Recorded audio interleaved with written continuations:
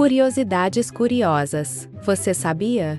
O cachorro-quente é uma invenção alemã do século XV. Alguns animais, como os cangurus, não param de crescer mesmo atingindo a idade adulta. A maioria das vacas não consegue descer escadas. Em média, um adulto respira 550 litros de oxigênio puro diariamente. Estima-se que 4% da população mundial seja canhota. A maior palavra da língua portuguesa refere-se a uma doença causada pela respiração de cinzas vulcânicas, pneumoultramicroscópico-cicicocicônico. Se quiser mais vídeos como esse, me segue e deixa o like. Até mais!